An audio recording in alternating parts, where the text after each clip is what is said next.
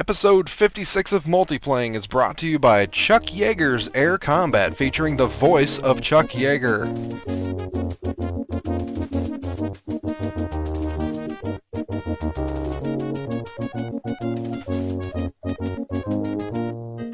Welcome to Chuck Yeager's Air Combat. Yo, it's got Chuck Yeager's voice in it! That dude broke the sound barrier! Everybody online, looking good. A companion podcast to the collaborative blog and gaming community that's playing as life allows. This is Multiplaying. Well, let's start the insanity. We have clearance, Clarence. Roger. What's our vector, Victor? Hello? Great heavens! What kind of radio show is this? And welcome to Multiplaying. This week on the show we got Dean. Good evening. John. Hello. Jason. Hey. And me, Steve. What you drinking tonight, Dean? I'm drinking a Session Premium Lager from the Full Sail Brewing Company out of Hood River, Oregon. Wow. It was the That's right a lot of special. words. Nice. Yeah, that's a lot of things you just said. Yeah, it tastes good. Is What? it good? Is it good? Yeah, okay. Is it good? Yes. Thank you. You're welcome. Continue the high water mark. John, what you drinking? Oh, you're gonna love this. I am drinking Fruit Loops. How the fuck can you drink Fruit Loops? Did you mash them up? Because it's in a cup. Was it been like in like a bowl for like 3 days? Drink it down. Yeah, that's it. Just 3-day-old mushy Fruit Loops. That actually sounds awesome. Well, it tastes good. That is Do you have milk in technically there, too? fermented. Yeah, it's got that like fermented taste. Yeah, that's pretty good. Gross. Jason. I've got some big flats here. Yes, you do. Yes, I do. I haven't opened it yet. I've saved it for on air. Hold on 1 second. Oh, should we explain what Big Flats is before we open this? Yeah, I was about to say, as you're cracking that open, we should explain that Big Flats is now, I would consider it a direct competitor to 7-Eleven's Game Day. You can purchase Big Flats at your local Walgreens. It is now their house brand of brew. And what's the quote on the can? It's the water that makes it. Yeah, it says it right at the bottom of the can. It's the water that makes it. And you know, when you name a beer Big Flats, it's going to be good. So Jason, crack that thing open and let us know how it is. Okay, this smells weird. I'm just taking a sniff of it. Kind of like feet. Kind of like ass. Okay, we're taking a drink. Oh no. Yes, that is pretty nasty. But it was pretty nasty beer for how much per 6-pack? $2.99. $2.99 a 6-pack. Wow. Value. Yeah. I had to quit drinking Game Day because it was tearing up my ass. I'm fierce. I think this is probably gonna do the same thing. So Probably worse, actually. We'll report back next podcast. yeah, we're gonna give you updates. The thing that kind of worries me is right above Big Flats, it says in like different letter font, Premium Brew, which I think that is suspect. I don't think that's like something that they've earned. Well, not as suspect as the date that's on that. Oh yes. 1901 TL. Trademarks 1901. What the hell? I was born in 1980. I'm trademarking that shit. Yeah. Has a picture of a big like water wheel right next to it. Well, yeah. What's funny, if I remember correctly from the picture that I saw, it's like a water wheel. Water wheel with like nothing connected to it, isn't it? No, yeah, it's just out there. It looks like it's like on like a cliff, like it's about to fall down. Like it's just spinning randomly. Usually when you have a water wheel that's like, it's usually hooked up to like a mill, like a building that is, like houses a mill in it. Yeah, there's some sort of logical connection to something. But there's nothing there. It's just a big fucking... It looks like you caught it like just about as it was about to just crush a town. Like it was just about to go nuts. And That's why it's down. Big Flats, because it flattened the town. Maybe. Oh, Our thoughts and prayers are with your residents of Big Flats. Oh god. Well, our thoughts and prayers are with your asshole for the next couple days. So thank you. no problem. seriously. I've just got the Mountain Dew, and that's it. Let's get into what we've been playing for the past couple weeks.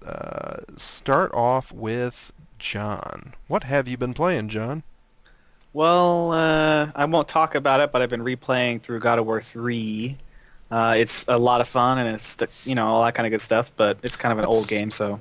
Yeah, I've never played through that. I've never got it. I've always been the one that I figured I will pick up when it's cheap enough. But because I know that once I play through it once, I'm done. Yeah. Did you ever play any other God of Wars? A little bit of the first one. It's always been kind of to me. Okay, so you're not really into the story anyway. Not really. All right, well, I had played through the first two like countless times, and then the third one I had picked up and gotten some of the way through, but then it was like started playing other games, and then it's like I never finished it, so then I picked it up and started from the beginning again just so I can get a fresh start and play it all the way through, and it is what it is. It's God of War. It's just a semi-decent story with a whole lot of gory deaths and awesome bloody cutscenes and just action-packed, that kind of thing. And boobs. Oh yeah, and boobs and the occasional sex scene and whatnot.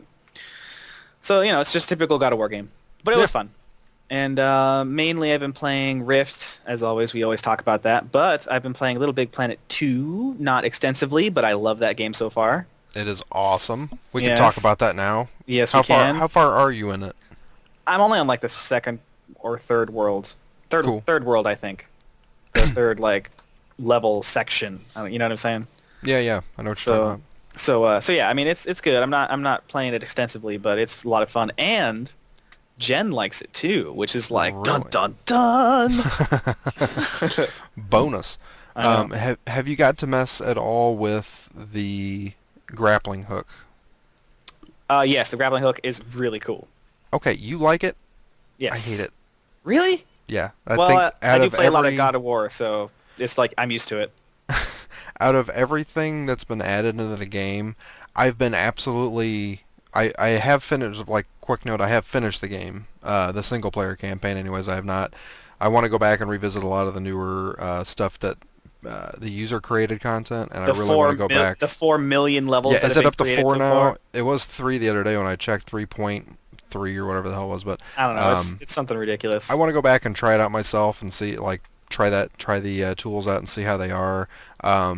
But out of everything that they have added to the game, because that's the one thing that the single-player campaign did an excellent job of, is to show you, okay, each kind of series of levels kind of introduces a new mechanic, and the Media Molecule did an awesome job of saying, this is some of the potential of what you can do here, go nuts with it. And all the stuff that they added in is just mind-blowing.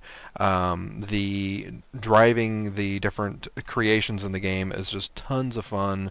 The driving sequences and the side-scrolling shooter sequence, there is it's not a spoiler in any way, but there is a side-scrolling shooter level towards the end of the game. I think it's only 3 or 4 points away from the final part, that everything kind of everything in the background turns very pixelated and black, and even your character becomes basically a silhouette, and then everything else, the things that you want, and I should say can shoot, become this pink color, and it's just very old school looking, and it is perfect. That was my favorite part of that entire game, but all the stuff they added in was great.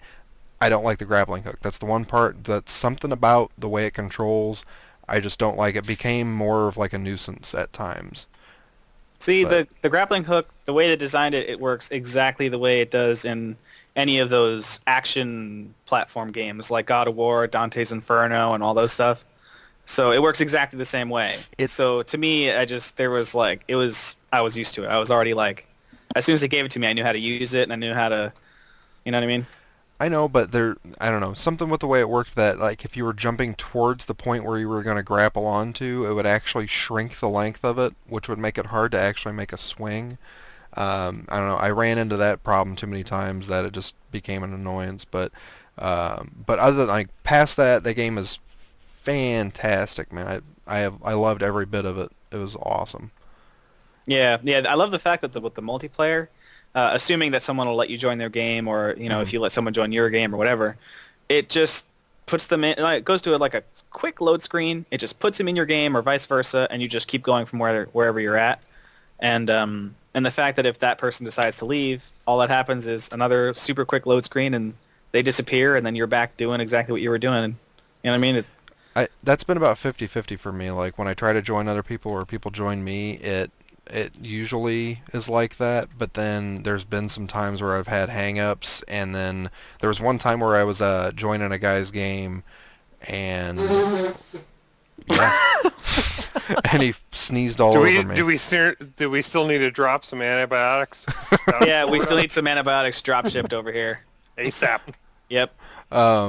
But there was one time where I was joining a guy's game, and like it was loading and then just sitting there loading and loading and loading, and like nothing was happening. Finally, it almost seemed like it kicked him out of his game or something. I'm not sure, but he was in the game, and then all of a sudden, boom, I'm in the game, and then boom, a few seconds later, it loads us to his pod. And it was like we were both just kind of standing there for a second, not knowing what to do, and then eventually he's started up another game, and then we got in relatively quickly, and it was fine. But it was, I don't know, not very well communicated to both of us what the hell was going on. But yeah, it's been about 50-50 for me though. Have you guys messed much with the creation tools? No, that's one thing I want to go back to. But have you, John? I tried, but I am so bad at that kind of stuff. Does it support a mouse and keyboard in this one? See, that's what I want to figure out, because a long time ago there was some like developer snippet that came out and said that they were going to support mouse and keyboard for the creation tools, but I don't see anywhere in the book or on the box where it says you can. So at some point in time I'm going to grab my keyboard and take it out there, my mouse, and see if it does work. But I want to verify that if it does or doesn't, and it'll kind of make me mad if it doesn't, because that was one of my huge complaints with the first ones, that I really wanted to create levels, but it felt like I was kind of fighting the controls. It felt like I was moving slower than I needed to be able to do anything, and I just kept thinking the whole time, man, if this was mouse and keyboard, I could click this stuff out like nobody's business and be done. And at least do something. It wouldn't be probably as creative as what a lot of people do. Some of the stuff that people make is just insane, but at least I would be able to feel like I was actually accomplishing something. But I'll try to verify that. Maybe next week I'll report back. So one of the guys I've seen for therapy for multiple years now, he was really, really big into the first one. And it's been really fascinating to hear him talk about his experiences with the second one, because he was a big creator in the first one. He's a teenage guy who devoted a lot of time to it. And I remember him talking about how he basically had to kind of like glitch, how a lot of people in the first one figured out how to work around the normal dynamics of how the first one worked to trick it into doing different things. And I remember him talking very passionately about that one. And to hear him talk about this one, it's really cool, because it sounds like on a completely different level. Like it's opened up so many things that he can do with this one, that I remember when a lot of people talked about when they announced that this was a sequel, and that why would they add a sequel when they've been adding so much incrementally to the first one, and how he talks about it's just completely different, and how they've actually been able to add a lot of different things. And to hear him talk about what he's doing really makes me want to get my PS3 fixed and get this game, because it sounds like this is something that's really important game-wise. Like, to actually have this out there and have people messing with it and come back in like 6 months and see what people are doing with this game sounds like it's going to be pretty incredible. Yeah, I know like one of the big changes, and I haven't seen it firsthand, but from what I've heard, like in the first game, you could like make a device, like one of the big ones that like initially, like a couple months after the game came out, was like somebody made this amazing tank, and there was controls like internal controls, like up to 3 or 4 people could control the tank internally and fire off the gun and all that junk. And but the actual, like when you'd pull switches and stuff, all the actual physical controls still had to be set somewhere in the game.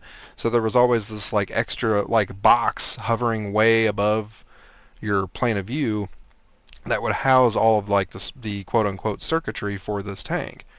But what it sounds like in this one, all that space and resources that was taken up by having to put all that junk together to control this thing can now actually be put down to something very, very small that acts as like a control circuit for like a device. So it sounds like a lot of that, the huge overhead work for this neat stuff that people were creating has been drilled down quite a bit, and it allows for even like a lot more room for creativity. So yeah, it's sounds really amazing. My dream and what I would prefer, like what I want to do with the game, and I don't know if I'll really be able to pull anything off. What I really want to do, ever since I saw that they were going to have like overhead, like top-down view racing, I want to make like something as close to RC Pro-Am as I possibly can. Fuck yeah! Yeah, that'd be awesome. That would be fantastic if I could possibly pull that off, but I know it will never be the same. But Somebody else yeah. will make it. Yeah. But other than Little Big Planet 2, you been playing anything, John? Well, the main thing I really wanted to touch on that I've been playing is Magicka. And have you guys already heard about this game, or? I want to hear about it from you. Yeah, I've heard about it, but I don't know. But yeah. Oh, did you? Yeah. Cool. Okay. But I'd like to hear more from John. Well, the for those of you who don't really know what it is, it's extremely similar to like a Gauntlet Legends game. Gauntlet Legends, where it was. I'm sold already. How much is it? Dean needs to change his pants. $10. It's $10 on Steam. I'm getting It's it. $10 on Steam. It's extremely similar to Gauntlet Legends, except that there's not multiple classes. It's all one wizard. It's all the wizard class, but There's a lot of flexibility. But there is so much flexibility, it's ridiculous. Okay, so the main draw of the game, similar in the way that Rift takes some of the same features and kind of polishes them and puts a different twist on it with the class system and the Rift dynamic system. Magicka has a dynamic magic like creation system or combination system, depending on how you want to look at it. So you start out and you get, I think it's 8 elements or spells, however you want to call it, to work with. You know, you have like, just as a few examples, you have like lightning, fire, arcane, life, shield, water, ice, that kind of thing. And depending on how you combine the spells, you come out with different results. So you can combine 2 elements to make a new element. You can put them in different slots. Like as you decide to cast a certain element, you kind of prep it. You prep an element or elements up to 5. So you have different, and you'd have different orders. So if you want to make steam, for example, you would put fire and water together. If you want to make a volcano, you would put earth and fire together, or make a fireball, depending on how you cast a spell. And there's all kinds of, I don't even know how to explain it. Like there's so many combinations of spells that I've found by accident. Wow. Like things that, like I was trying to do one thing, but then it did something else by accident, and then I was like, oh crap, how did I do that? Yeah, but can't you also, I might be wrong, but messing with the demo, besides just mixing with things, can't you also like prep like 5 fire ones and make it ultra powerful when you cast it?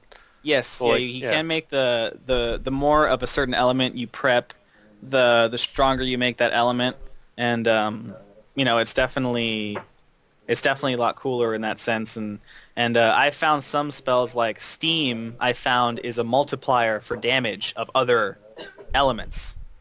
So spells of, let's say like you do a fireball, if you put Steam in there first and then do a fireball, it does like 3 times the damage it normally would have. So, Wow. And I have some... Yeah, just like that. That's a lot of steam. Yeah, there you go. Exactly. It sounds like a combination. That's an AoE. Yeah, exactly. Sounds like a combination of like the iPod like Doodle God game and spell creation thing.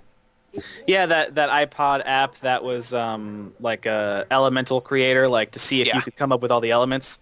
I remember Exactly. that. It's exactly like that, but in a Gauntlet Legends style. And it gives you, if you figure out like an element that the game doesn't tell you, you'll actually get an achievement for it, Oh, cool. and stuff like that. Like it doesn't tell you how to create Steam, but when I found out how to make Steam, it gave me an achievement with the Steam logo and a little hat. That's funny. Gabe Newell's face popped in. Congratulations. Yeah. Hey, have you done any multiplayer with it? I tried one of the. I only successfully got into a game one time, and it definitely makes the mobs harder to kill. But it gives so much more to it because if you have, let's say, two mages casting the opposite, like let's say like the spell beam, how if you mix arcane with any spell, it turns into a beam. Yeah. Into like a laser beam type thing, like the Death Star or something like that. Yeah. No, I'm serious. So if you have opposite, we should probably explain a little bit because when I was playing, it's very unique how you prep things. I think if we explain how that dynamic works, like it gives you these multiple spells. They're all different element, and they're all like in the Q, W, E, R, A, S, D letters. I mean, so if you hit one of those, you prepare it. So, and if you hit the right mouse button, it will cast it to whatever you're targeting. But if you hit like the middle scroll button down, it will cast it on yourself. So, and if you hold down Shift, it's an AoE, and if you hold down Control, it does something else. Oh wow! It's crazy. It takes a little bit to get used to, but once you get used to it, it works really well. But it's kind of it's hard to explain to people unless you play it.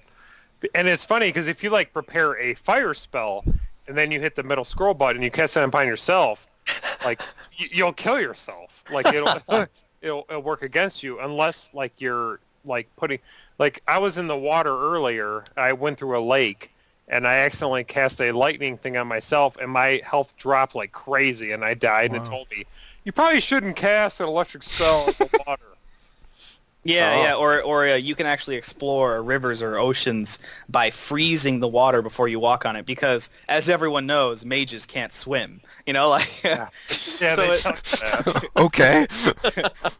it's that kind of thing where it's like Says it on the inside of the robe. Yeah, I drowned in the water, and it was like, by the way, mages can't swim. Way to go. I was like, all right.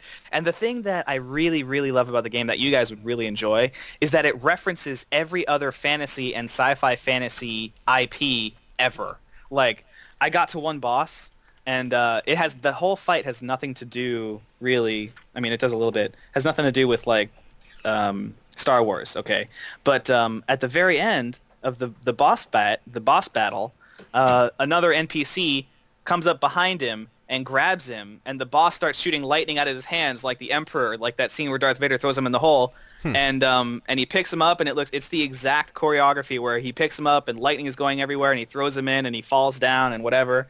And it's just like, I was like, wow, throwback to Star Wars. What? Nice. But then like every boss has some kind of reference, and I don't get all of them, and even a lot of the story, it's like, we're gonna go over a tale of Dungeons and Dragons, orcs, I like goblins, and all these like King's Quests, and I like they bullet out under their main features. Experience the parody and satire of a cliched fantasy world. That appeals to me. Oh, also depending on if you complete like secret objectives, I would say, like maybe accidentally or not, you get like different weapons. For example, I don't know how far the demo goes because I have the full game, but I saved an entire town. Like there was this huge army that was attacking, and I saved an entire town. And, like they didn't lose a single building or anything like that, which was really hard, by the way. And they gave me an M60 as a weapon. What the fuck? And when he's giving it to me, he's like, I don't know what this is, but this blacksmith made it with nothing but a shotgun and a paperclip, and then like the description of the weapon is like, this has way too many moving parts to be part of a fantasy game. ... I was just like, wow. And the thing is just, it's just so silly. This game. It has like your weapons are like the White Wizard staff, and Sword of the Master, from Zelda, or some stuff like that. It's just everything is parodied and. See, yeah, the only thing that has me like holding back to actually purchasing the full game, and I kind of feel like I don't want to say like I'm stupid or I'm buying into. I'll say it. Nah, you're dumb. Well, yeah. I like all these games that have multiplayer advancements, and this game doesn't really have that from what I've read. It's like you're not leveling, you're not getting new loot, you're just playing the game, and I feel like with the spells.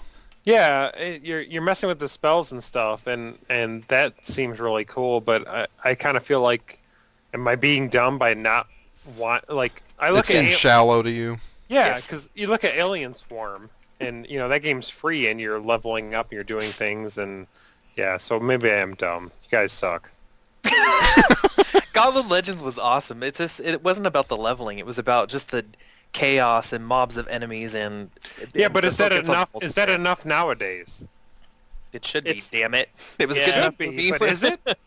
It good enough is for to me. Dean. Let me put it that way. Like there's enough variety in the enemies and the bosses and how you have to fight them. Because like the bosses in the early levels, they don't do really anything, but the bosses later, they actually start becoming experienced mages that start countering the elements that you prep. So you have to start thinking on your toes on how to negate what they're about to cast. Like if you see that they're prepping something with lightning, you got to spray them with water really quick. No, there's tons of strategy. Yeah, I like, totally get that. And the leveling really doesn't even come into play. Like you don't even really think about it, because there's no level, really. Exactly. I know that, but you don't think about it. It doesn't matter. Like you're not going to be. You're going to be so preoccupied with figuring out spell, combinations and whatever new random cliched weapons that you find, that's your version of the loop. But it's not like all important. It's like you're going to have so much fun figuring out how to beat the next boss. I agree with that, but when I was playing the demo, I'm like, this is a lot of fun, but Alien Swarm is a lot of fun too. So if I'm thinking about what I'm going to play with other people, like I would play Alien Swarm because it's free with other people. And, I don't know. You level, but basically in the end, it's free. Wah, wah. Stalemate.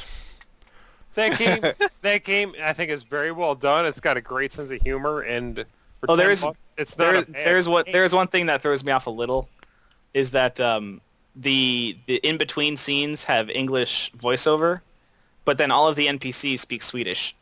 Yeah, that is ridiculous. Because I was hitting escape when they first started talking. Like, do I have my language settings set wrong? Yeah, no, but then it's actually in some cases it makes it even funnier because like I walked up to someone and they're like, "Oh, I'm just like, "Oh my god, what the heck is It's going almost on?" like Sims talk or something. Yeah, Except it's Swedish. except it's Swedish, yes. And it has the English text bubble that comes up, but they're speaking Swedish. It's in some cases just so ridiculous. Like This podcast is now huge in Sweden. Yeah, there you go. Yeah. Yep. So, in any case, All right, so it's a lot of fun. but Jason, Yes. what have you been playing? Don't listen to him; he's dumb. You're so dumb. Never mind. Dean, what you been playing? Yeah, just skip me. No, what have you been playing? Who, Dean? No, Jason. Oh, me. Yeah. Where you level, right? I've had a rough week. I have much time to play things. So I've been playing things that are more relaxing. Some board games on Xbox Live. Cool. Some Catan. You guys ever play Catan at all? Nope. I need to though. I've heard great things. It is a really great game. that and Carcassonne. I need to play that. Well, Carcassonne, yeah. I have on Xbox Live. I have the actual board game, and I play it on iPhone. That is a great game. Catan, I think, is probably right up there. Hard to describe, so I'm not really gonna get into that with people. No problem.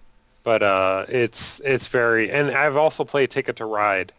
So if What you're is that? at all interested in any board games, go and you have an Xbox, go download the free trials for them. And Ticket to Ride is on XBLA. Yeah. Yep. Is there a local multiplayer on that? Is there what? A local multiplayer on Ticket to Ride? I would assume so. Okay. I'm not sure because I've only played it against a computer or online. But yeah, Carcassonne, Catan, Ticket to Ride, they're all on Xbox Live. And actually, one of the games that I've loved on Xbox Live, and I bought the card game, is Lost Cities, which you can download the trial. That game is so good. Yeah, that game's awesome. Yeah. I tried to get Shannon to play it, and we were up north, and we were drinking one night, and she did not dig it. But I played Really? that. I was obsessive for that game for about 6 months on Xbox Live. It's so simple, but it has such a deep strategy to it. Yeah, yeah, yeah. Might have to check that I out. bought the actual card game, and yeah, it's really, really good. So I don't know. There's Ticket to Ride is really fantastic, as well as Catan. Catan is a pretty popular board game, and there's quite a few expansions and stuff. But God, they're all good. I mean, you might as well check out the demo for all of them. And we'll have to do that. Yeah, Yeah, I need to look into Ticket to Ride. I've heard really good things about that. I think it won like a German board game of the year award or something like that, and I've heard really good things about it. I should check that one out. Yeah, they're really good. I also got Comic Jumper this last. Yeah, saw you playing that online. Yeah, that game is pretty nuts, and I'm not sure if I like it. Yeah. There's lots of things I appreciate about it, and I've played probably a couple hours of it. Lots of full motion video from the developers, and I really Same appreciate. people that did Explosion Man, right? Yeah, and the Maw, which I really like the Maw. They put a lot of personality into it. The gameplay kind of really sucks. like being nice. Like some of it's all side scroller, and some of it's like combat side scroller, and some of it's shooter, and none of it feels really good. Huh. But the tone of it and the environment of it is awesome.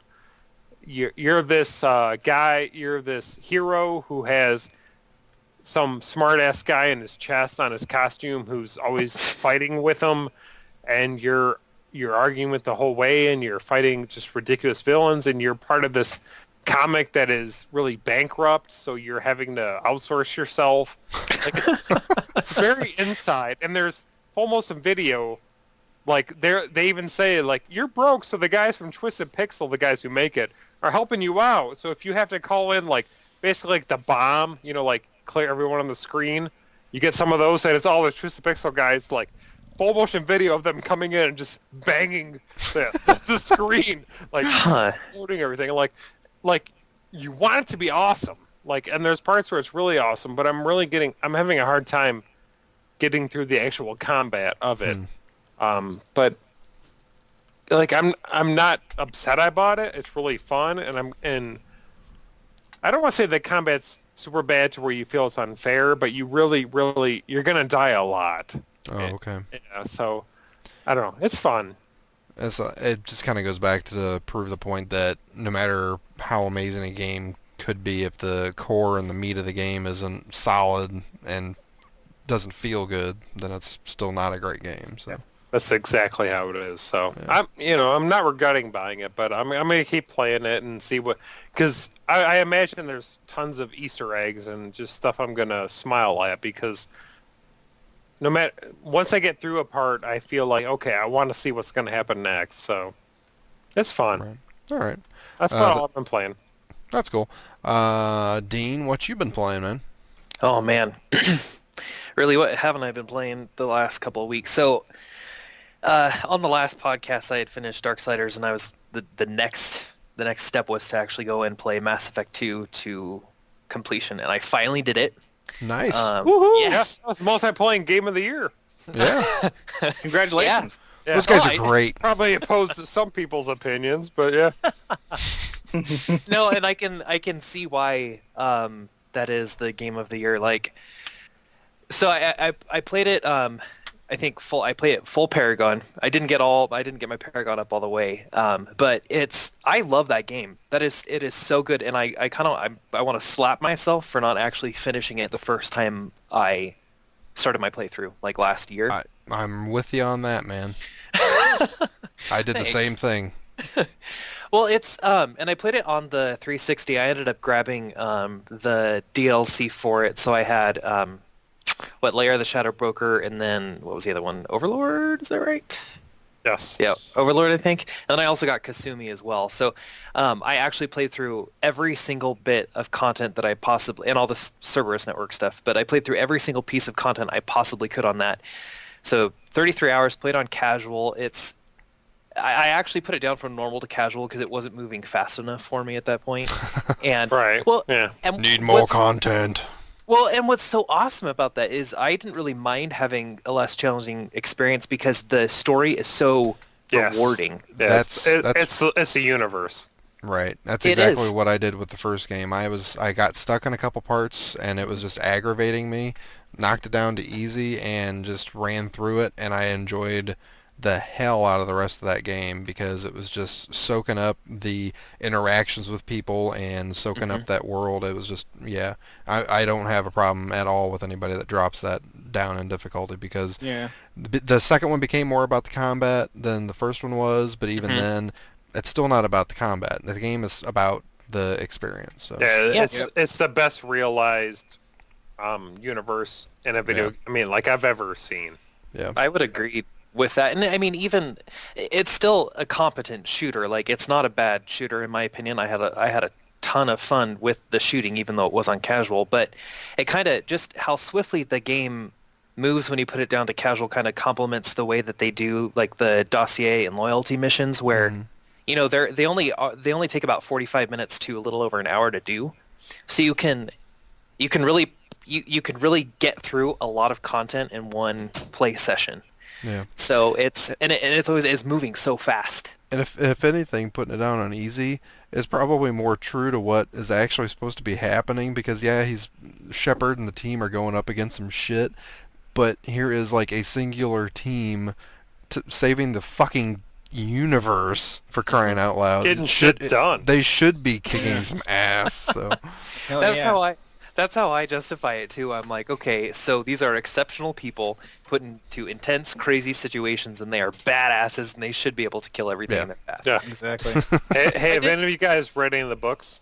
no. Not yet. I really want to though. Nerd. There's there's 3 books set in the and they're all by Drew Karpyshyn, and the first I'm just finishing. I finished the first one, and I'm finishing the second one right now.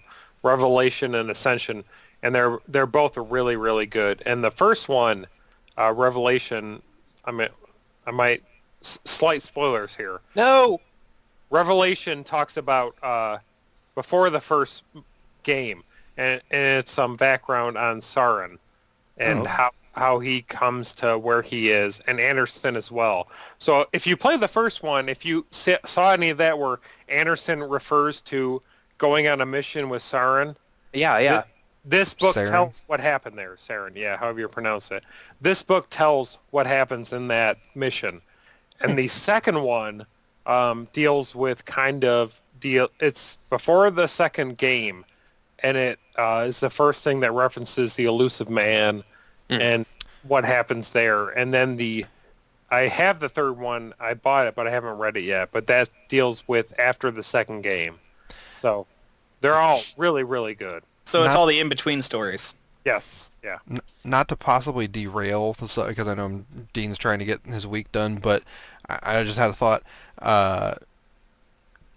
With Mass Effect 3 being this year, and this kind of being the holy trilogy, if you will, I don't know.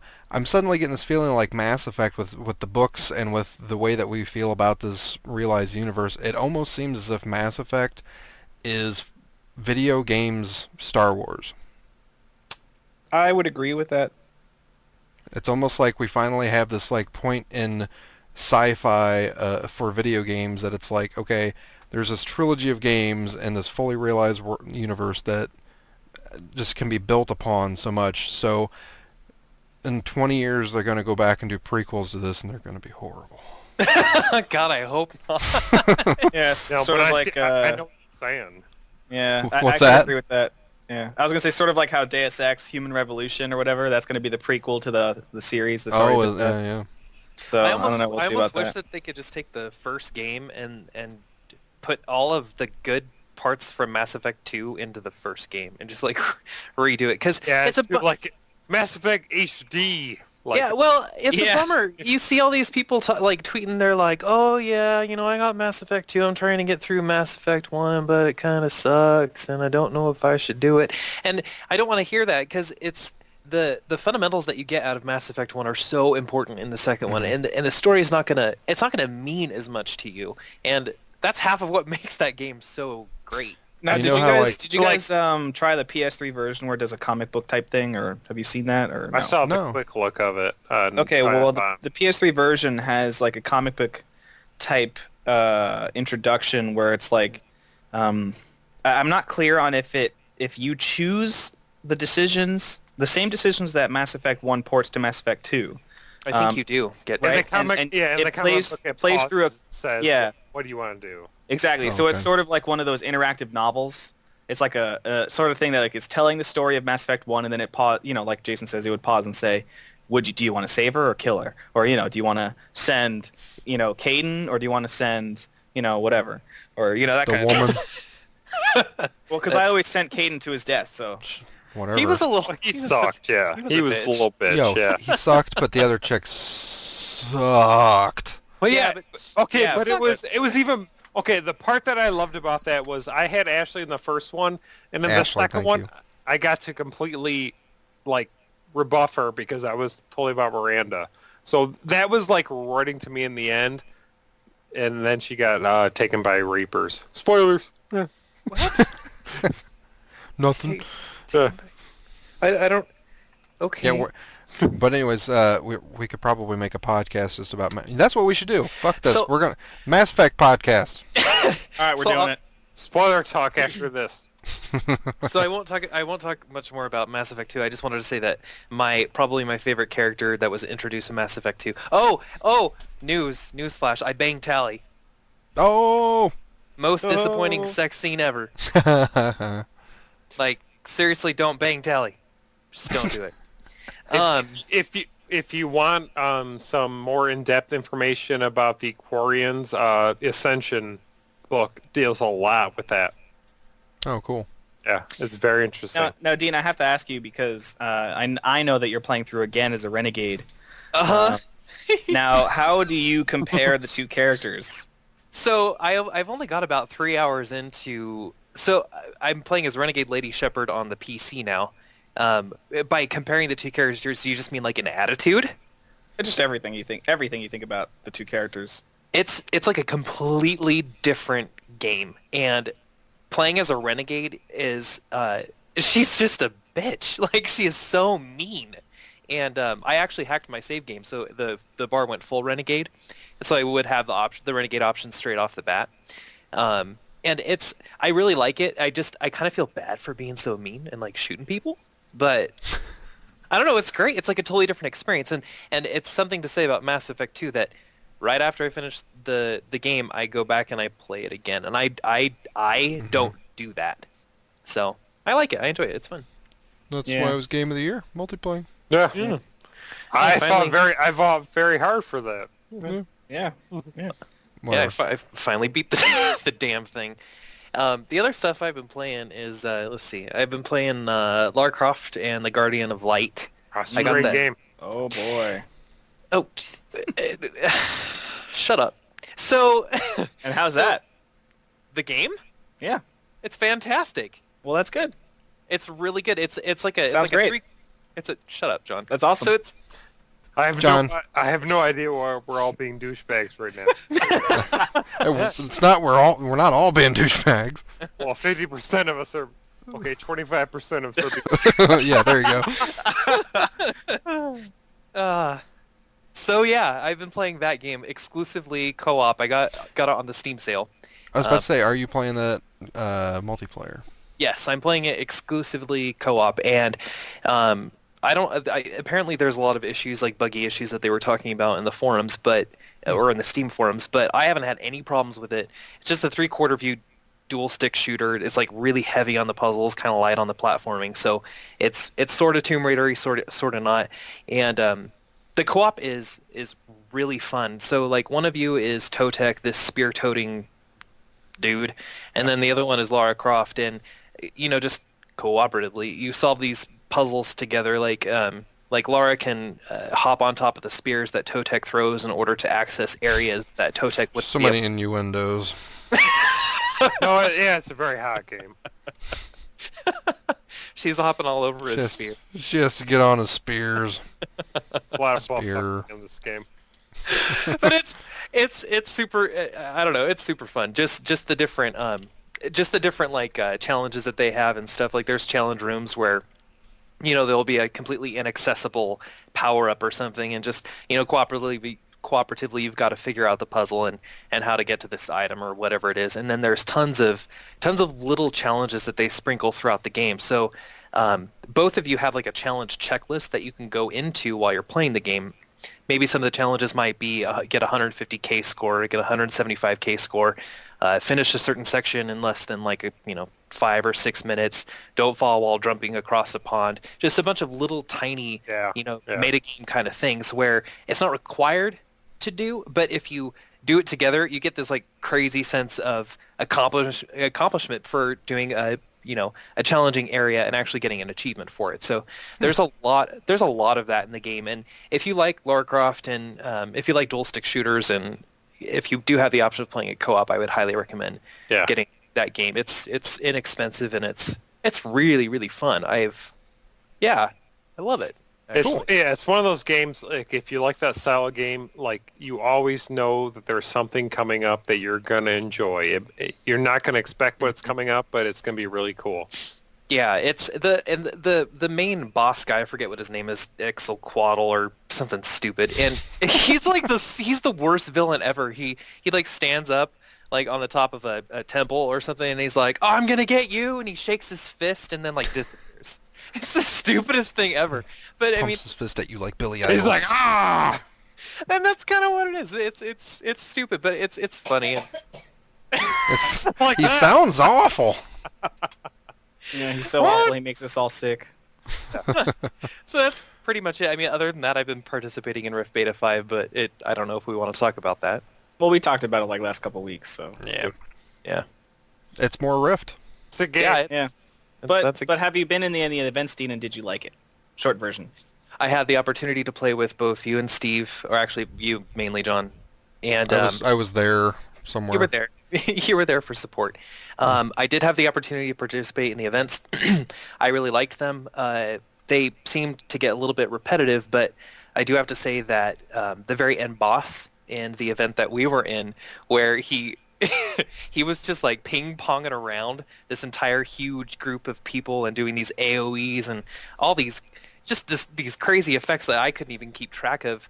That was exciting and something that I really hadn't seen done in an MMO before. I've seen bosses go crazy, but not like that.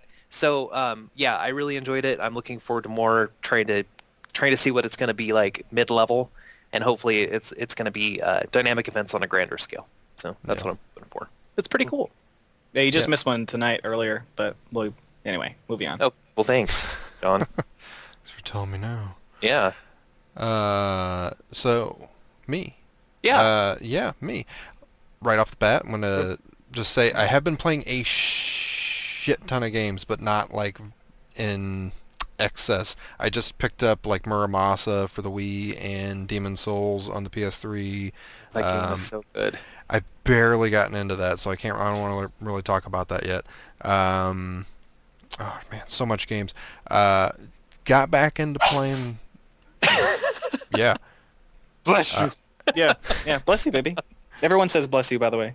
Except for Steve, because he's a dick. Except for Steve, because he's a dick. Don't tell her I said it.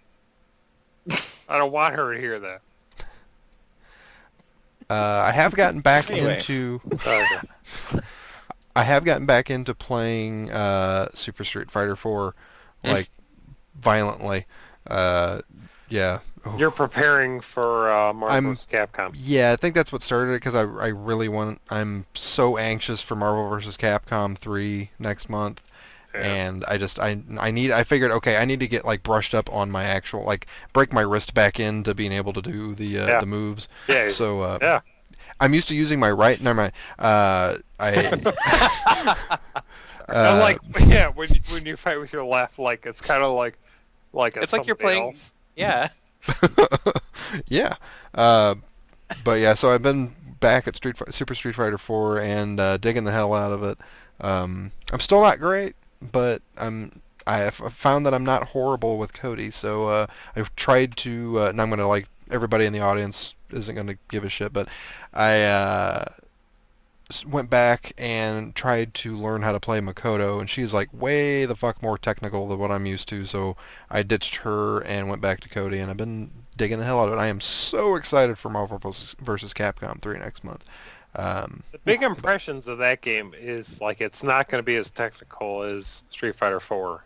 So it's going to be a little more fluid, and I'm going to be very interested to see what the carryover is, like how dead is Street Fighter 4 going to be once that game comes out. They've always kind of been different things. Street Fighter's more of a chess game. It's a really, really fucking quick chess game. You have to react to position and react to exactly what they're doing with certain moves that can counter. It's a big chess match, but it's played as fast as you possibly can. Marvel vs. Capcom is more about your strategy of what characters to use at what time, and it's more of a understanding how to link your combos. It's a combo-ass heavy game. It's all about just throwing out as much power as you can, and you can still play it defensively with some characters, but it's more like in your face sort of stuff than Street Fighter is. And that's why, like, if you go to tournaments, the tournament game at like Evo is still going to be Super Street Fighter, and it's not going to be Marvel. There will be a side tournament for Marvel vs. Capcom, but it's not going to be the main stage thing because it is not the same type of technical game. So, well, I think that works out better for people like you and I. Yeah, I think I might get fun. more. Yeah, I might get more out of Marvel vs. Capcom, but I can still see going back to Super Street Fighter. That's not saying that. Yeah, that game is bad or not for us. No. Yeah, I'm still gonna go and give my points to people like freely because I'm horrible. But yeah, I'm eager to see how the online community is. Like, I think what you were getting at with, like, how is that gonna affect Super Street Fighter when Marvel comes out, and how is that gonna, like, balance out? I think, I don't know. I'm very interested to see how that is. So, but we'll have to wait till next month to find out. And hopefully it has the same great net code that we're used to. So, but other than that, the big one, other than Little Big Planet 2 that we already talked about, Assassin's Creed Brotherhood. I finished it. Yes. Yeah. And I've been playing the shit out of the multiplayer. It's awesome. Wow, god damn, that game was absolutely amazing. How'd you like the ending? And I really liked it. I actually. I did. Okay, that's the big variable, because I remember hearing what Dean said. I am getting near the end. Like, he was disappointed. You're pretty happy. Like, what's going on? Well, no. I shouldn't say happy that Whatever. about. He's evil and happy. No. I'm not happy about what happened. I'm happy that it still leaves me in the place of, oh my god, what's going to happen next? You're looking forward to. Yeah, I have to know what happens next. It's like my soap opera that I have to find out. Why do they have amnesia again? I don't want to ask questions because I'm not there yet. But yeah, it's two kind of wildly different responses to the same ending. I'm not excited about exactly what happened, but I'm excited about finding out what the outcome is. So if I take Steve's perspective like that, I would have the same response, Jason. The ending wasn't bad per se, and yeah, it does make me. I really want to know what the hell is going on, but yeah. I will say, like, I'll repeat what I said in my written review of it, that I hope the next game doesn't follow the same arc. I really, really hope. It worked okay because this wasn't a direct sequel. and it still Yeah. leaves you questioning for when the next game comes out, but it really follows almost the same type of arc through the game, and I hope they really mix that up in the next one. As I'm playing this one, I kind of feel like I love this, but yeah, they can't do the same thing again. And Yeah, Right. it's like going into an M. Night Shyamalan Ding Dong video or movie and expecting that twist at the end. You're like, you're bracing yourself for, oh, what's gonna happen? There's gonna be a twist, Okay, yeah. So And then when the twist happens, you're like, okay, there it was. Yeah. That was the twist. And now, like, again, I was kind of expecting that with this, and it still surprised me. That's kind of the kicker, is that there was no way I would have guessed, even knowing that there was a twist coming, and up until like the last 5 seconds, there was no way I would have known. that's how the second one was too. The last 10 seconds were just excruciating. I'm like, no! It was terrible the way they did this. Mm-hmm. Oh my god. I've been playing that game. I'm barreling towards the end, and what I'm really enjoying about that game is the obsessive things like, okay, I have to unlock this tailor, I have to go to this blacksmith, and I'm really, really that. And towards the end, I kind of fell out of doing that. Like, I was really starting to get obsessive about the assassin recruits and leveling them and getting all the structures and everything, the blacksmiths and tailors and all that stuff. But that's the same type of thing. Yeah, like last about quarter of the game though, I totally like phased out of doing that. I was like, okay, I've done enough of that. I'm just concentrating on the story.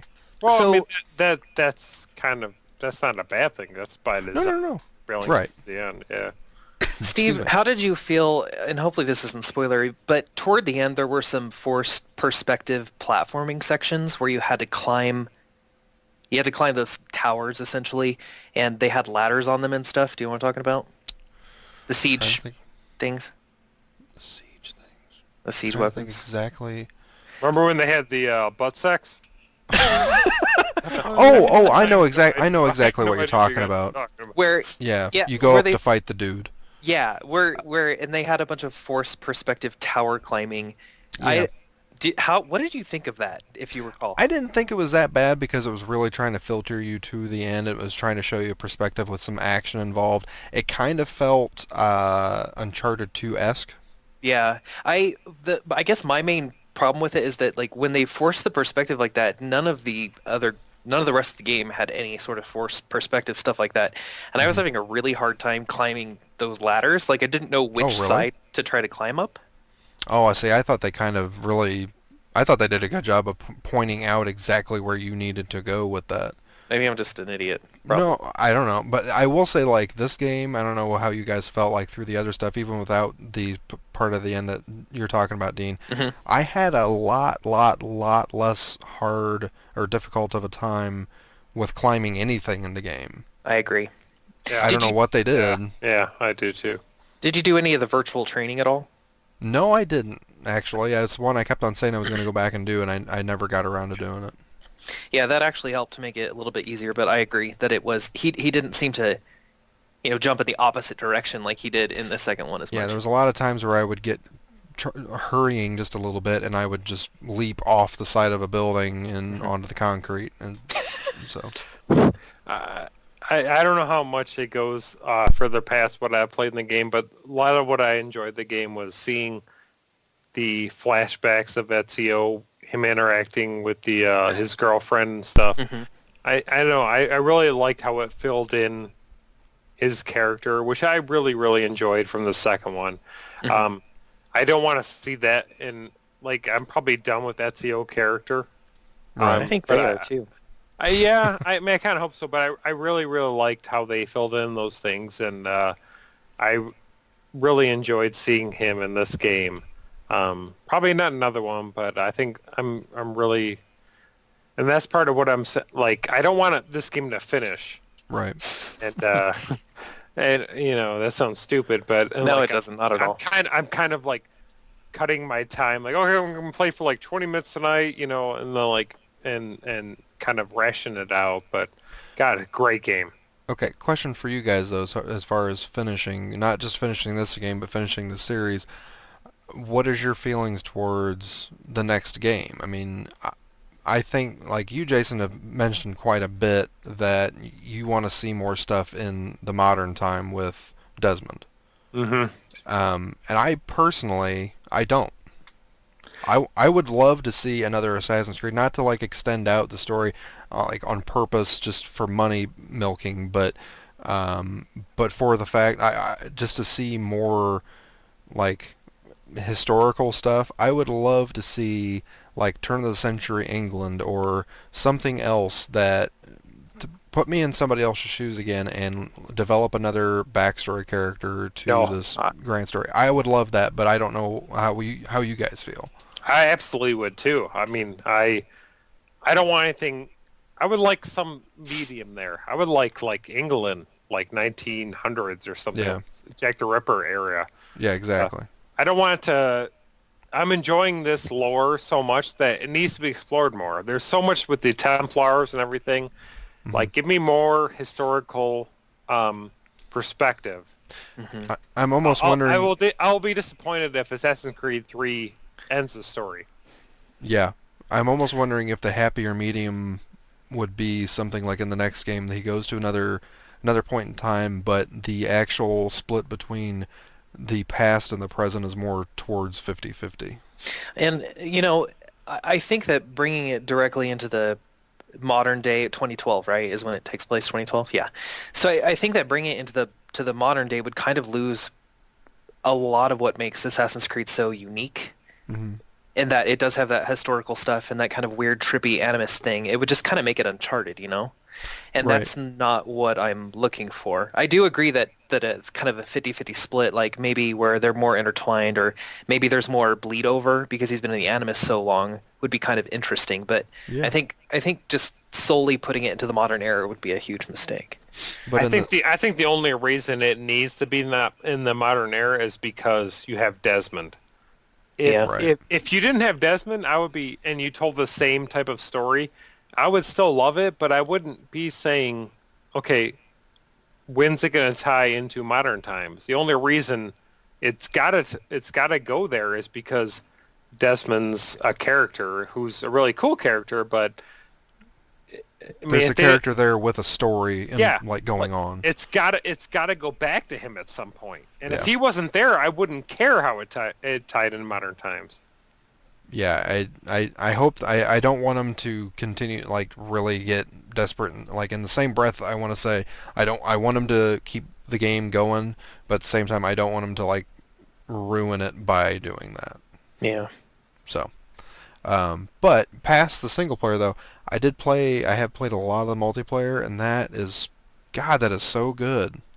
I almost cannot get over. I don't know. It's like a sleeper. Yeah, I know, and I don't think enough people have played it, and I don't think enough people are going to stick with it. Yeah. But I really think that it's cerebral. Yeah, I think it's very, very solid, though. I think they did something that I never thought that they could do. I really never thought that series needed multiplayer, and when they said that Brotherhood, when they touted it as being the multiplayer experience, I wasn't interested. And now that I played the game for the single player, I was interested, and then, my God, the multiplayer afterwards just makes this something that I'm not rushing out to trade in. It's I don't know, I love it. I just think it's great. Yeah, So it's got so much I depth really, to it. really enjoyed it. Yeah, it's good shit. There are some problems with the networking, but yeah. There was like when I first started playing it a few weeks ago, there was some problems with actually connecting into games. I think they patched like last week. And I gotta try again now. ever since then, I've really not had any problems with it. It seems to seems to push me into games a lot faster. So that may have been a big fix towards that. I know like the one day that they fixed it, the multiplayer servers actually like went down the same day because of some bug, but then they fixed it later on in the day. But ever since then I've had really no problems with it, but I have not played it in the past couple days because of Street Fighter. So, but yeah, that is all for me with games.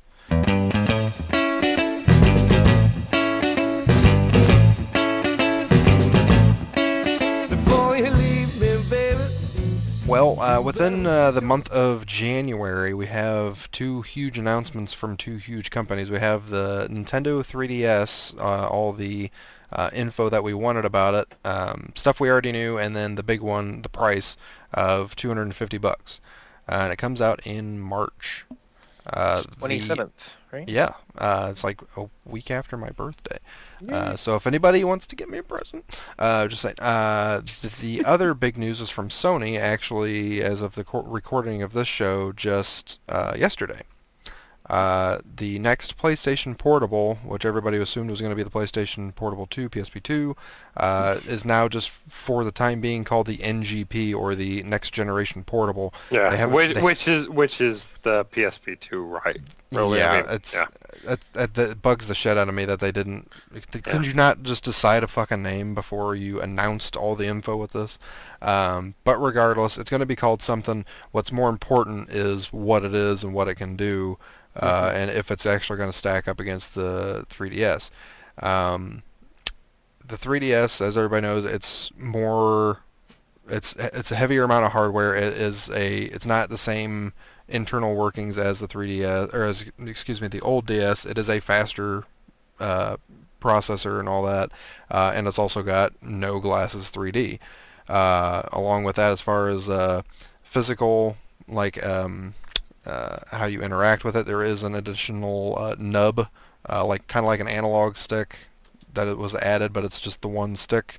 But then you also have the touchscreen with the stylus. But on the other side, the NGP is much faster hardware. They're actually saying that it is basically a handheld equivalent of a PS3. And from some of the pictures and videos I've seen of the games, it doesn't seem like a lie. I want to see it up close for myself, but they're making ports of Uncharted, Killzone. I think Activision is working on a Call of Duty game for it. Epic, I believe, came out today and said that they're working on some stuff with the Unreal Engine on it, and they are, both like Activision and Epic Games have come out and like pleaded how amazing this thing is, and they say that it is the next big step for handheld gaming, and it's just amazing. But the big fix from the original PSP with the NGP is this thing has two sticks. It has two analog sticks. Fucking za. Yeah. And they were saying that those sticks themselves felt not exactly, but almost exactly like a DualShock. They feel, Right. they're saying that it feels like just like you're holding the controller, you're manipulating regular joysticks. All right, so let me ask a question. I was really excited for the 3DS, but am I the only one who now is completely deflated about that? And I'm really interested in this. You are not, because the first day when I read about what the NGP was, the first thing that kind of like got me not sold on the NGP is the size, because that's the one thing that I complained about with the original PSP was I didn't like how big it was. The NGP is actually bigger than the PSP. Not like gigantically bigger. It's not like an Atari Lynx or anything, but it is very, very big. Hey, I've got 3 of those. I know. How much plexiglass? Now the other thing is too that the NGP has a touchscreen. Yeah, as well. it on has both sides. On both sides, yes, on both sides. That is really intriguing. Yeah. And for what everybody has said of the one game that is out there is the Little Deviants game that supports the back touchscreen. Everybody that has played that has said nothing but amazing things about how they that proves that technology. And I thought I read something today that said that the people that made the Little Deviants game, that was actually the selling point to actually add the touchscreen on the back was these people were showing off this game or trying to show off this game to Sony and said, well, it can do this, and that was actually the selling point, the final straw to say, okay, we're adding that to the back of the game. Or to the back of the system. I thought, if I read that correctly. But regardless, it's there. It looks great. There's no more UMD. They dropped the physical drive for that. It is actually going to go to a DS-like cartridge, looks like a little SD card or whatever that you plug in with the game. So they'll sell like a card that you put in the stores?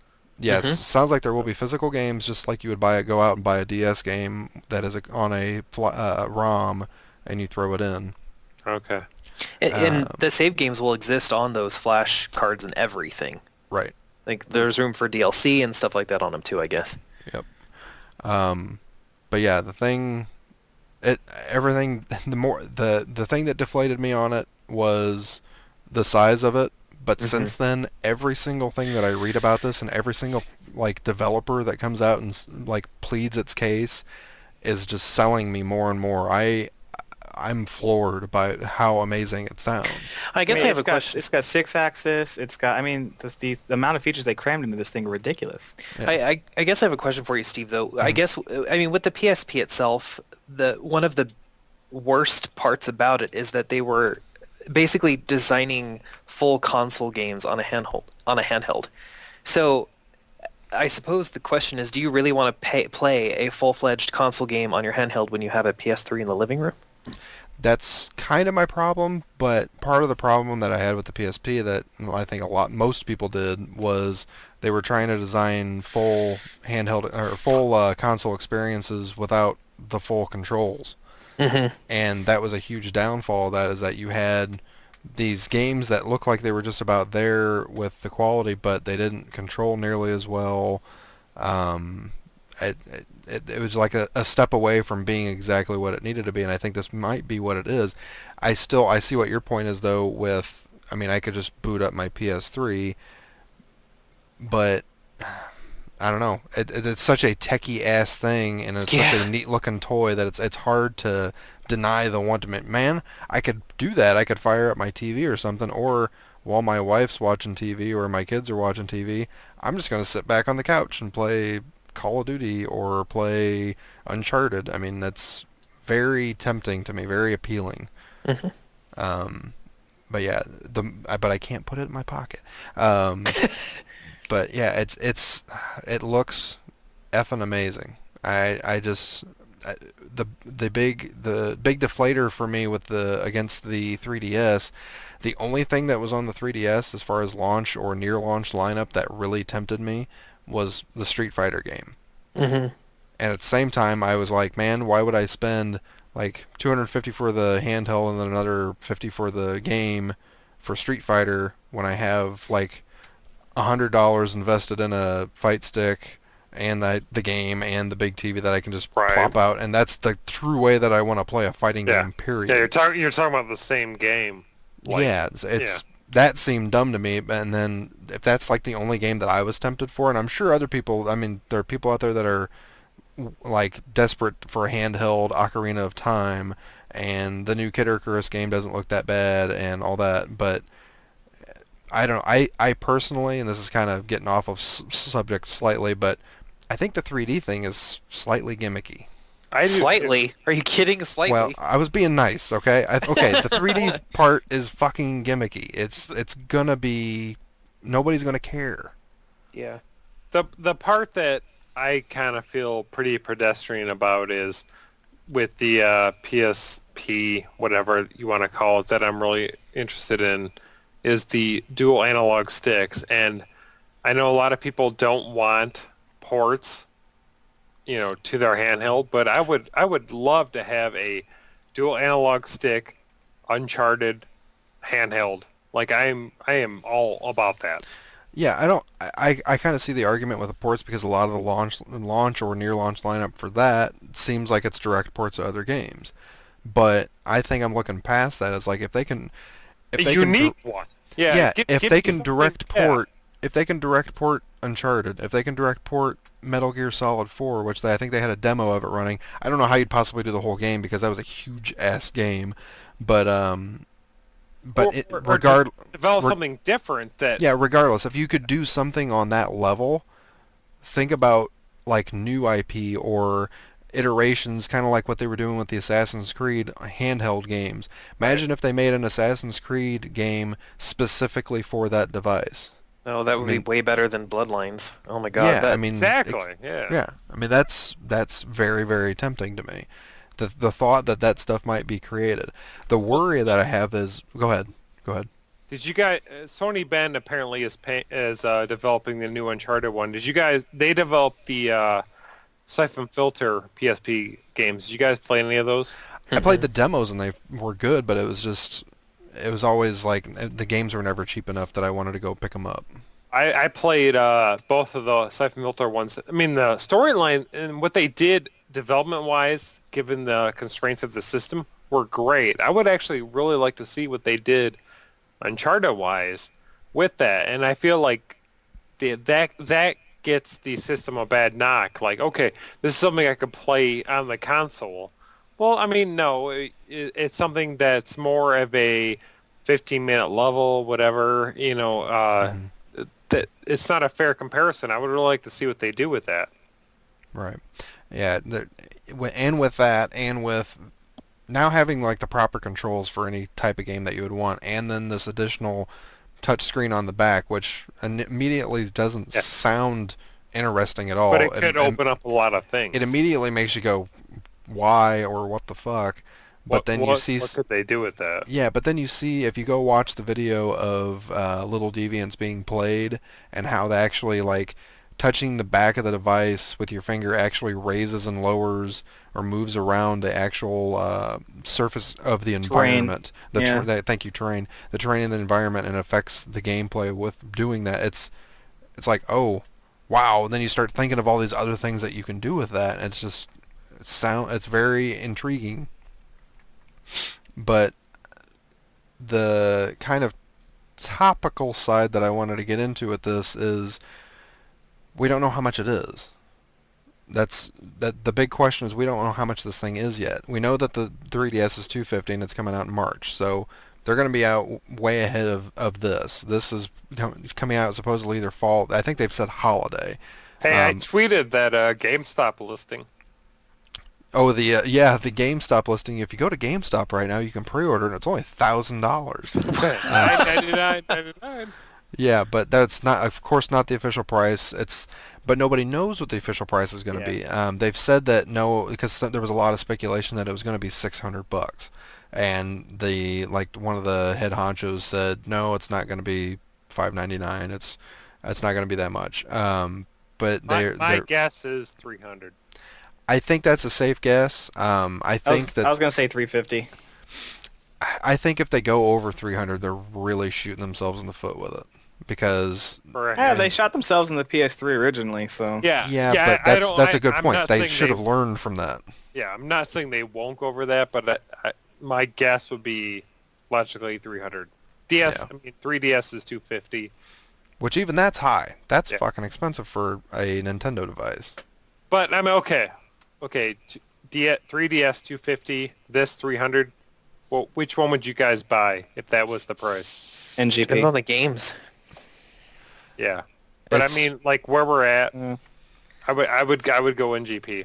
Yeah. For me, it's gonna work into the whole thing where my main selling point is how it networks together with the PlayStation 3, which is already networked together with my computer, and it's just it's gonna work so much better for me as a whole, as a media device.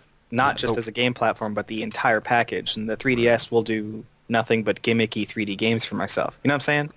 The one possible saving grace with this, I mean, there's a couple that, one, they dropped the UMD. They dropped all the moving parts. So yay. That is a huge cost reduction. Yes, it is. The other thing is that it sounds like outside of Japan, at least, with Europe and the USA, there's going to be different SKUs. There's actually going to be 3G connectivity with this. And it sounds like they will offer at least a couple different versions with or without 3G. So maybe you get the non 3G version and you don't get any sort of like monthly fee going along with that. And they haven't You know announced what? anything with how that stuff's working, so I If don't if even know yet. But if there's a Wi-Fi only version, I'll bet you that'll be $250. Yeah, if I that's would, the case, I take would buy that. it because Yep. I probably wouldn't want the 3G because No, I do not I want a don't need- I don't- contract. Yep, I don't need that. I don't need 3G either. So, and then if it's the same price as the 3DS, it's sort of like, well, That would be a really good stake in the heart of the 3DS. I mean, I Yeah. think they would take a lot of that market away. Yeah. Could very very well could. But the problem is that a lot of that market's already going to be put in place because the thing's going to be out for 6 months before the Christmas season stuff starts up. So True. I think Nintendo's going to take the lion's share well, of that market anyway. But yeah, I should say at least for a couple months until I think it's speculated that they're going to announce the price and official release of this thing at like E3. So maybe around that time, or at least whenever they do announce it, if the price is good enough, I think anybody that was considering one or the other, if the price is good enough, they could stop and say, okay, then I'm just going to hold my money for it. But um, my extra problem with this and with the 3DS, either one, is that the price not only of the handheld itself, but the games. Yeah, the games. That's the big mystery. Yeah. What are they going to be? Games on the 3DS, I think they're already saying are like $40. Yeah. I Well, thought there was some I mean, speculation of $50 games. Well, there are $40 games on DS already. I know. Well, And that's. I mean, PSP games are $40, $50 right now. No, they're like $5 because they're on clearance. And yeah, true. True. When they were released. Yeah. But then that's my extra worry is in the back of Leon's van. You want this shit clean? The big worry is like how much is this stuff going to be on if this is a premium entertainment device, and what are these games going to be? Are they going to be the same amount as a console game? That sounds ridiculous, but it sounds like we're getting there. The one thing that I pulled a quote from Kotaku from I believe it was a couple weeks ago, and I thought it was pretty poignant to all this stuff, was they were talking to the DHQ's Danny Bilson. They were talking about the next generation consoles. Is like, okay, they're probably Sony and Microsoft and Nintendo are most assuredly working on some sort of next gen console, which worries me to hell and back already because of how much we already have invested in what we currently have with like all the extra like Netflix and all that shit loaded onto our hard drives. But beyond that, yeah, there's probably going to be in the next 3 to 5 years some sort of at least announcement, or if not release, of new consoles. Danny Bilson from THQ actually said that it would be horrible because like right now it's already very expensive for them to develop for games, and he wasn't sure how to make anything that wouldn't sell for under $100 a game if there was a next generation console, because of all the money that they would have to put into art assets and development of like something brand new again. It's these consoles have been out for a while, but they've still got legs. So rather beefy legs even. Yeah, that's kind of my concern. Is like, man, how much are the handheld games going to be, and like, what if next generation consoles come out? How much are those games going to be? This shit's getting expensive. Yeah, it really is. And I really hope that they wait another couple of years at least to even get into the next generation. I mean, the advent of HD just really became mainstream, and for once these games aren't being played on blurry, crappy TV sets. Right. So they still look badass, and I don't want to fork out, because I just forked out money for an HDTV. I don't want to fork out additional money for a new freaking console, because I'm not ready to let go of my PS3, because that stuff still looks damn good. Yeah. And I don't want to pay $80 for a game. 70 is pushing it, really pushing it. Hell, I personally, as someone who at least, I mean, recently I played a lot of console games, but I mostly play on the computer. As someone who's usually only buying games for up to $50, if not a lot cheaper than that. Oh yeah. $60 for a game to me is a lot of money. Yeah, it is. $60 for a game is like, I'm just like, yeah, I'll wait for a Steam sale. You know, like, Yeah, I mean, that's why I just bought like a few games on Amazon for like $15 a piece that had been out for a while, because that was the price point where I felt like they were worth it. So, But what's to say that they won't come up with some sort of on-demand subscription-based solution? I'm not saying like on live, but maybe like a download and game rental subscription-based service, like Rhapsody, but with music, or with video games or something. Or even maybe they start developing games more in a episodic content, kind of like how Telltale does their games right now. Or even television. Right, yeah. I mean, there's a lot of different possibilities in the future, but the immediate thought of, wow, these games could jump up a chunk by a significant chunk in a few years. It's scary. I hope it doesn't come. I hope it doesn't come to that. And I think that it won't, because that's too much for consumers to really take in. But it's going to be a gradual thing, like it always has. But just the thought of, man, how much more expensive is this going to get in the next few years? Well, they're hitting that whole like market saturation thing, where like there are so many consoles that if you move enough units, they're recouping their cost. I guess maybe we'll just see less risk. I don't know. I'm afraid of the future. Yeah. Well, I guess we wait and see like we always do. But we're gonna end on that. Well, gentlemen, no point in hanging around this dump any longer. Wait! Where are you going? I was going to make espresso. Show's over, folks. You can't go. All the plants are going to die. Take off, eh?